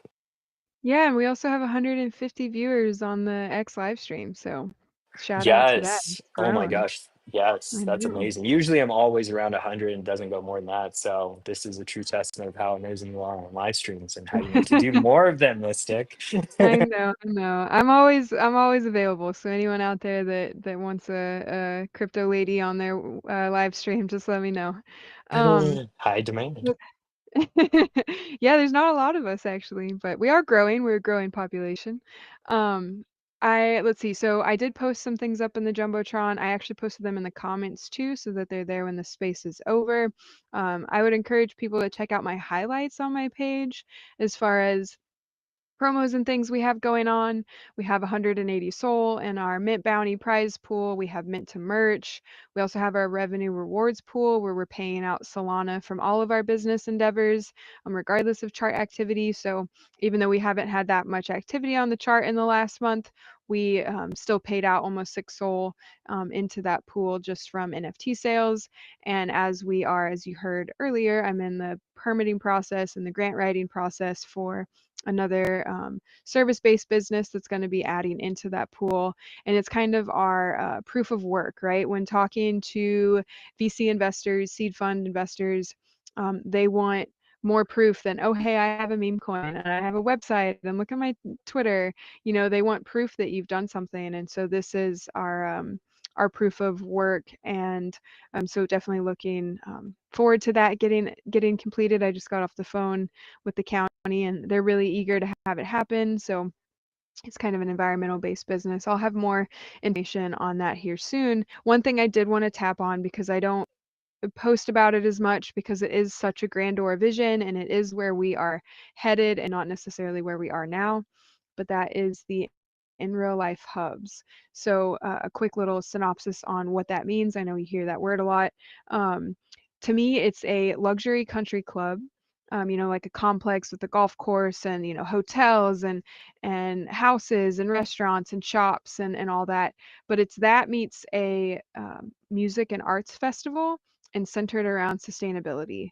So the center of the compound or the complex is a major oasis, a lagoon for duck conservation, other wetland species, and also recreation for humans, and then zones for different things, like you might see at a festival where there's music, there's education, healing, creator lounges where we host, services like maybe servers or screen printers or 3D printers, whatever people in the community are trying to create, we can offer some of those types of things. Marketplaces for that, farm to table restaurants, critter corner, so like an animal sanctuary. Cats is the first on the list for that one.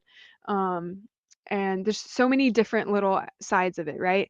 And it's like when you go, people would go to the bar or they'd go to a show and they're like, okay, well, let's go to the bar after, and then, well, let's go over here, and we want to kind of bring them all together and create this in real life experience of this immersive art and music, all centered around these eco-friendly kind of practices and building styles, and really kind of build better for the future generations. And so that's like this big multi-million-dollar franchise, like Hyatt or Embassy Suites that you would see all across the globe, where your NFTs and your token will act as, passes essentially to be able to get you different kinds of discounts or different access passes, or even maybe some more serious involvement in the land. So as we build towards that, right, every time we launch something new within the business, we add some more utility.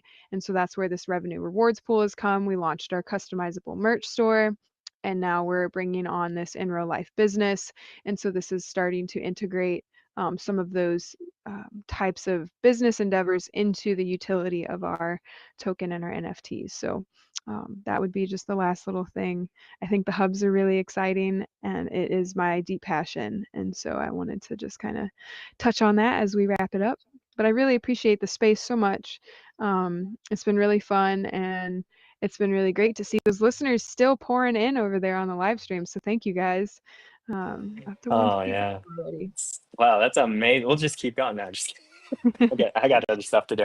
But yeah, I'm amazed. I really like the hub life concept. I just wanted to touch on that real quick before we get out of here as well. It almost sounds like, have you heard of Freedom Cities? I haven't heard of Freedom Cities. Okay, well, it's I'm kind of a writing it similar down. concept. It's a similar concept. You should check it out.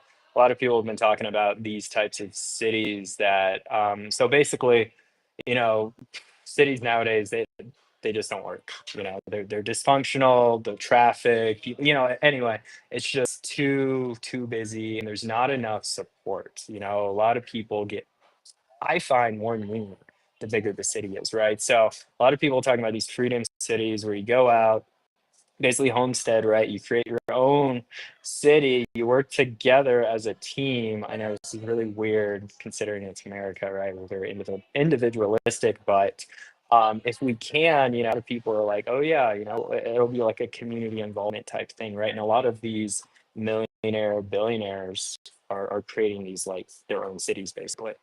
I think Elon was talking about these like freedom things a few months back, and then it was on the news. A few politicians were talking about them, and it was it's an interesting concept, you know, just starting from scratch, you know, because that's basically how like Dubai got started, right? Just middle of the desert, we just start a city, right? And from what I gather, if you do go to Dubai, it's an absolutely beautiful city. You know, there's tons of stuff to do. Everything's like huge. You know, and it's similar with like Singapore. Right? Singapore is a man-made island. They created that city from the ground up. You know, because they wanted to escape the tyranny from what was going on up north. But to say all that, I think it's really cool. Hub Life, if you're able to integrate NFTs and you know RWAs or like that's huge. You know, that definitely brings back Web3 into Web2, you know, and if we could just keep going back, or if we can get to that point, Miss, just like web,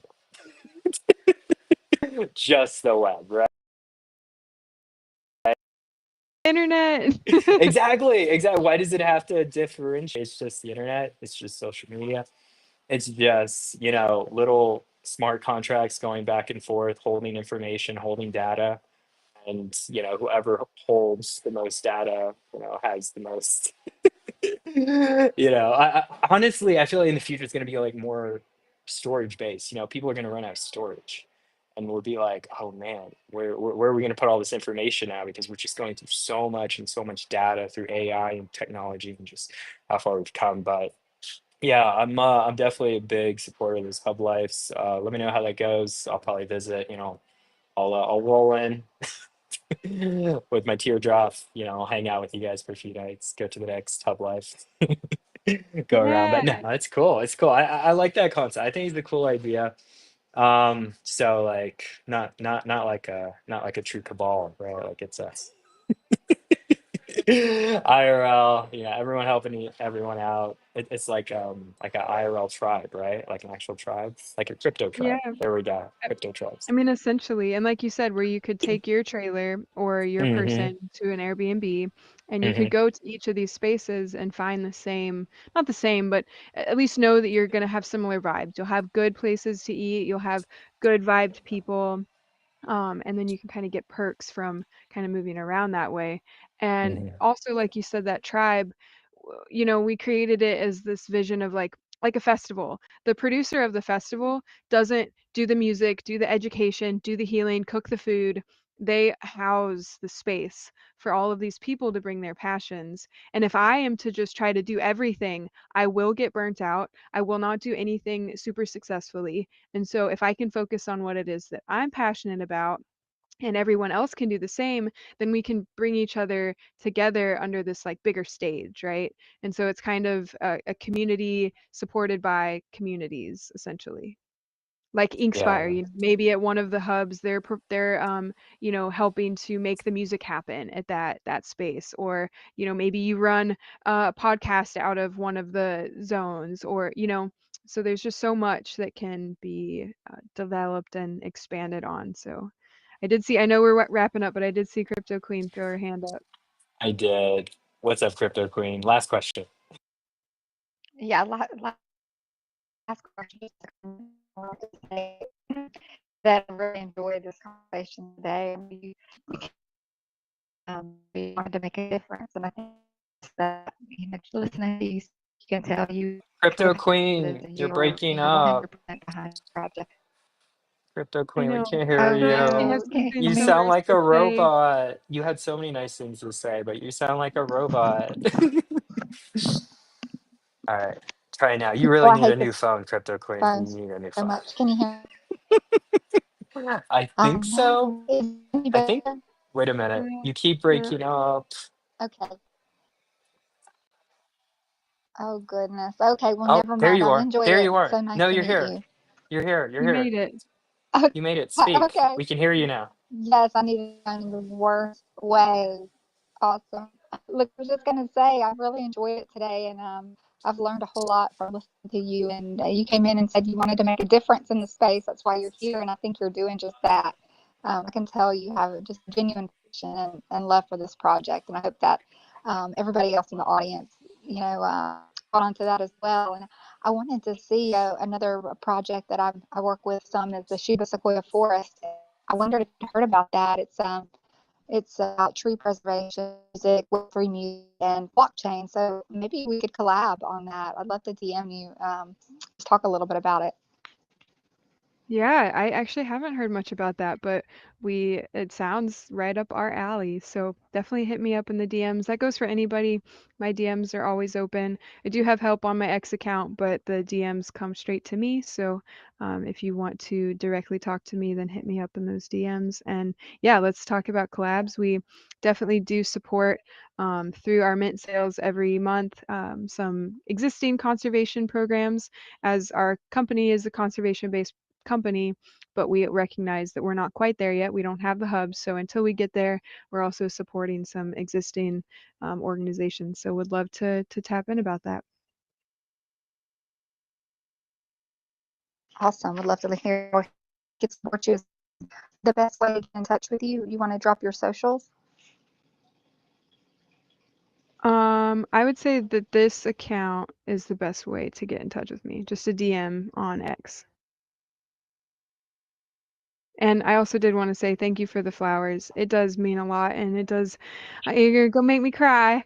I really, I do think it's just like I said earlier, like building every day and just being consistent, and you never know what impact you'll have on somebody.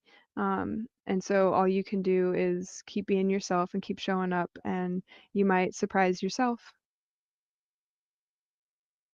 Exactly, fam. Thank you. Thank you so much again. Crypto Queen, appreciate you as well.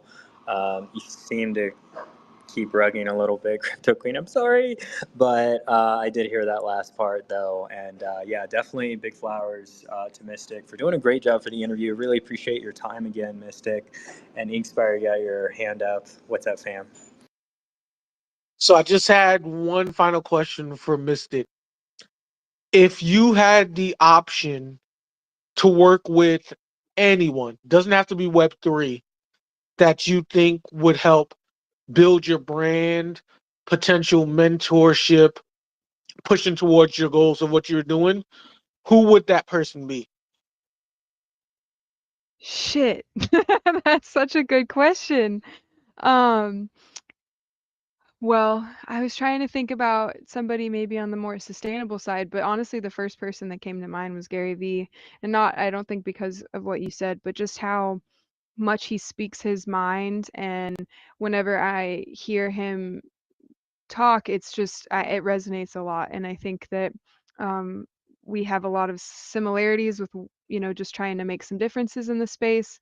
And he does also have some Web3 experience. So I would say probably Gary Vee. That's awesome. Appreciate it. Awesome. Thank you. Thank you again, fam. I appreciate you, Inspire, for coming and asking that last final question. Yes, fam, this is Crypto Fam Radio. This is Web3 Women Wednesday. We're wrapping it up here. Just want to make sure you guys tap in to Quack Life there up on the Jumbotron. Make sure you're rating her posts up there. Make sure you're following her as well. She's an amazing Web3 woman doing amazing work in the space. So really appreciate your time, Mystic. And then make sure you guys tap into that live space schedule up in there in the Jumbotron. Our next space is going to be Friday, not Thursday. We're skipping tomorrow. I need a break, fam. Like, I've literally been hosting space every single day since like last week. So I need a day off. All right. So Thursday's my day off. Then we're coming back Friday, and then we got Saturday, and then we got Sunday. I'm doing another space with Snowy. If you don't know Snowy from the Chadek community and Deg Duck Society, definitely tap into Snowy. She's up there in the live space schedule as well. Another incredible Web3 woman, which actually I haven't actually done a profile on her yet. I should probably do a profile on her eventually,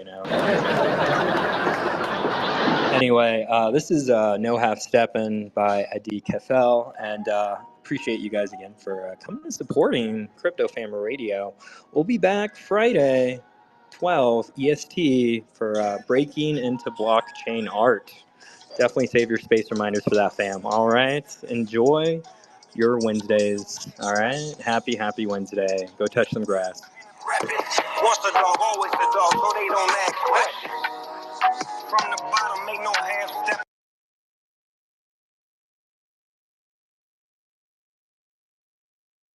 That they don't have reppin'. Once the dog, always the dog, so they don't ask questions.